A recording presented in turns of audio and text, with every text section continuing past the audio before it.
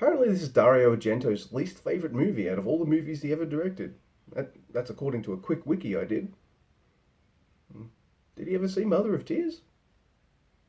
The Cat o' Nine Tails is a 1971 giallo film written and directed by Argento, music by Ennio Morricone, and it deals with the mystery of a robbery which turns into a series of murders, and an ex-reporter and a current reporter are running around Italy trying to solve the crimes and, find out who the killer is. So it's a pretty cool setup.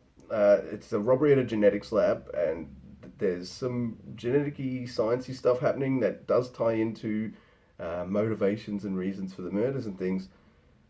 I'm not sure that.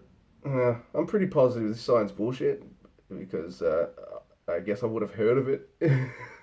I guess a lot of us would have heard of it. Like, I think a lot of humans might not know exactly 100% everything there is to know about DNA, but we kind of know what DNA is, all that kind of stuff. So it does this whole genetic genome kind of thing, and you're just like, all right, that's a very gimmicky thing for a thriller, and I'm willing to go along with it if it provides a good mystery and a satisfying finale.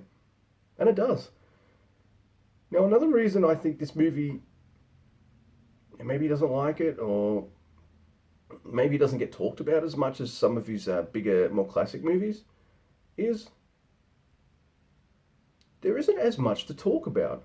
There are some really great scenes, like this is really great. I don't quite know how he did it. It's probably really easy involving a dummy or whatever, but this someone gets pushed in front of a train that looks really good. Uh, the tension and the mystery of the story is also really good, but there's just not as much to grab onto in terms of like memorability. It's not a forgettable movie, but it might not be as memorable as other Dario Argento flicks.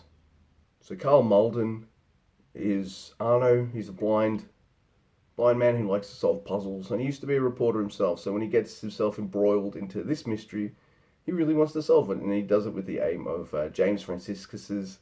Sorry if I butchered your name. Uh, Carlo. So Carlo and Arno go around Italy trying to figure out who the murderer is and why they're doing these things and all that kind of stuff.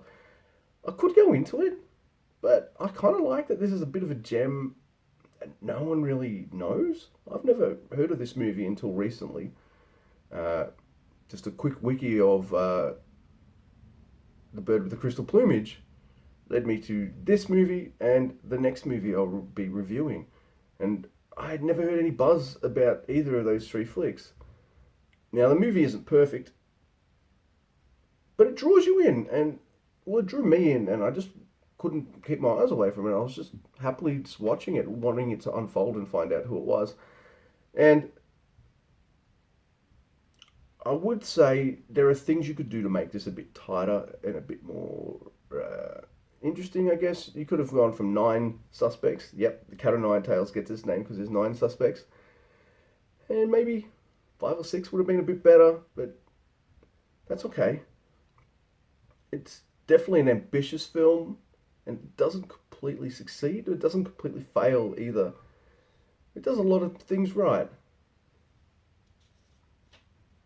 And nothing particularly wrong, but you can do everything right and still make a pretty solid film. Or you can do everything right and make something completely horrendous. I don't know.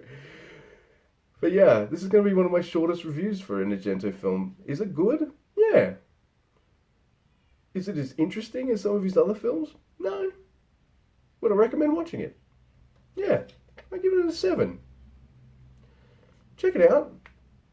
It's don't go into it expecting anything as good as Bird of the Crystal Plumage or Deep Red or anything as stylistic as Suspiria, but it is a solid mystery thriller that combines kind of Hitchcockian elements and Agatha Christie-ish elements, as well as Dario Argento's brutal murders and gore and things like that. So yeah, check it out. Give me a like, dislike, share, and subscribe. All that stuff. I'll see you very soon for 4 flies on grey velvet.